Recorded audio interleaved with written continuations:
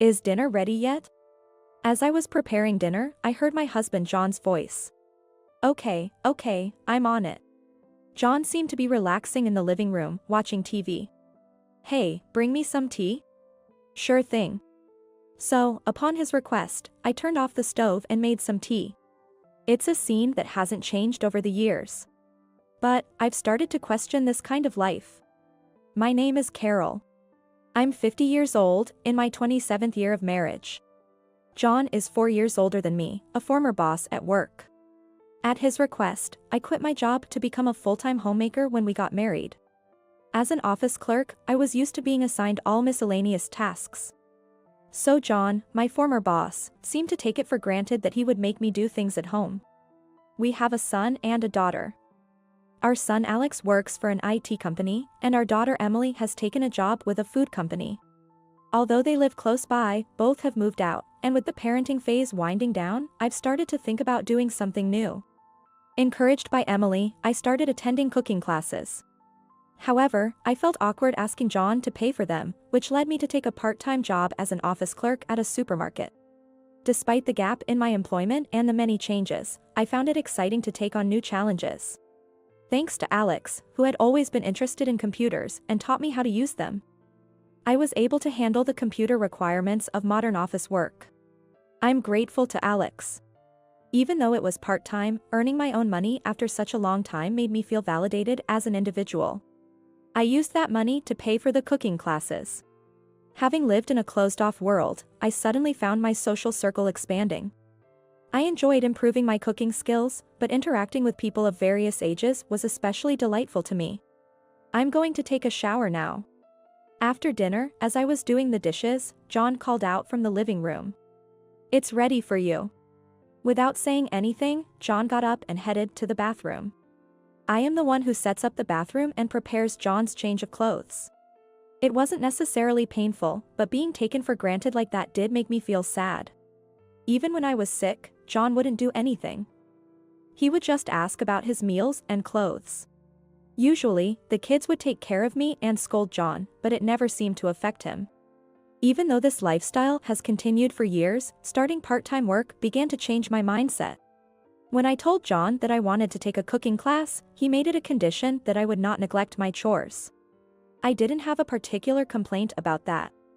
However, after just one session, he commented, "Your cooking hasn't improved at all." If one session could make that much difference, it would be a miracle. Then I figured out John probably didn't like it when I start something. I somehow understood that he wanted to look down on me as a housewife who couldn't do anything. Realizing that, I started to wonder if I could continue to live with John, with whom my only interactions are about meals, baths, and tea. Now that the kids have moved out, it's just John and me in this house. Despite there being fewer people, it strangely feels more suffocating. Hey. While I was in the kitchen, John called out to me. It's been decades since he last called me by my name. When I looked up, John was pointing to a corner of the room. The cleaning isn't up to par. If you're going to neglect your duties because you're too busy playing around, I don't mind if you get out. John has often said that it was fine for me to get out, a sentiment he's expressed for years. Back when I was busy raising our children and not working, the thought of getting out never crossed my mind. But now, things are different. For the first time, I spoke up in response. The vacuum cleaner is right there. If it bothers you, why don't you clean it up yourself? Then, John suddenly started to get angry.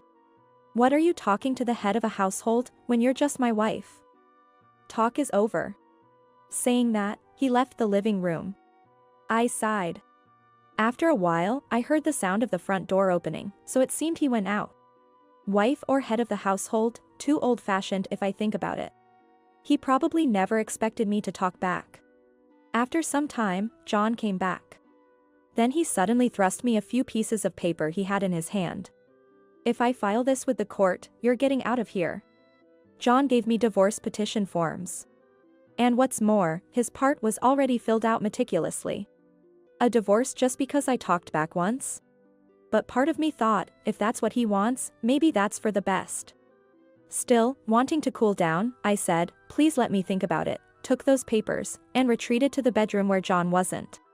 Before I knew it, it was already evening as I pondered what to do. As I was considering just going to bed for the night, I heard John's voice, "Hey, dinner is not ready yet? What does it mean to demand that the person you are divorcing prepare dinner for you?" John went out of his way to open the bedroom door to check on me. I sighed. "If we get divorced, you won't be able to have dinner, will you?" Then John said, "Yeah, I guess it's inconvenient without you around. Since I'm letting you live here, hurry up and prepare dinner." Despite his words irking me, I knew if I left it be, he'd just keep asking about dinner. So I warmed up some prepared dishes in the microwave and served them to John. The next day, John returned home in an unusually good mood. As I took his bag and jacket, I noticed a smell I wasn't familiar with. Perhaps it was a woman's perfume. But I chose not to pursue it. If this was an affair, I decided to gather evidence and then consider divorce. I had never thought to investigate John before, even though there had been suspicious signs. Then, I quickly found evidence of his affair in emails and photos. A month later, things took a dramatic turn. As I returned from my cooking class, the house phone rang incessantly. It was the police, saying John had been in an accident and was taken to the hospital. He was supposed to be at work today, but the location of the accident was in a completely different direction. Despite suspecting a scam, I hurried to the hospital as instructed. Just to be safe, I also contacted Alex and Emily, and they agreed to come as well. When we arrived at the hospital and saw him, it was indeed John. According to the police, a woman in the passenger seat had died in the accident. It wasn't a scam, but hearing from the police that there was a woman with him made me indifferent about John's condition.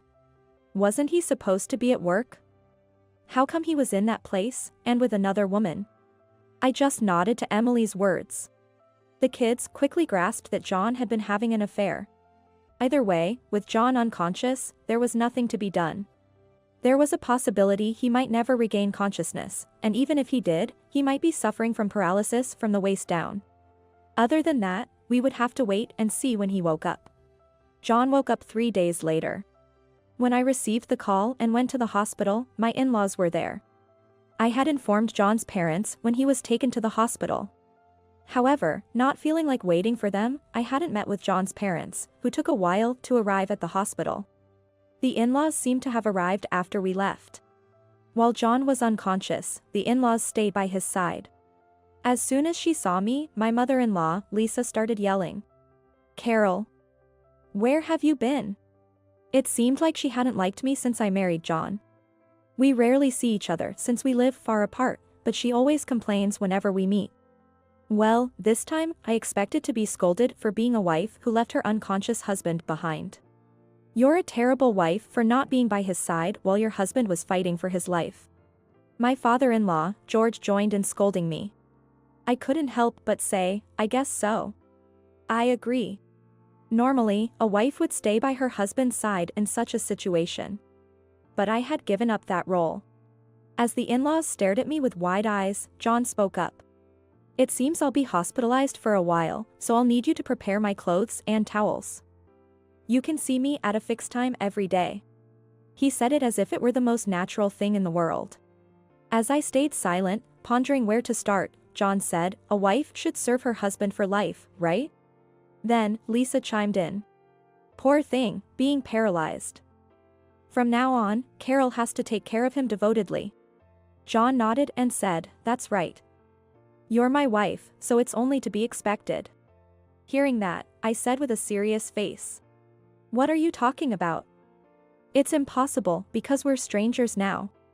"What?" John and the in-laws looked at me. "That's because I'm not your wife anymore.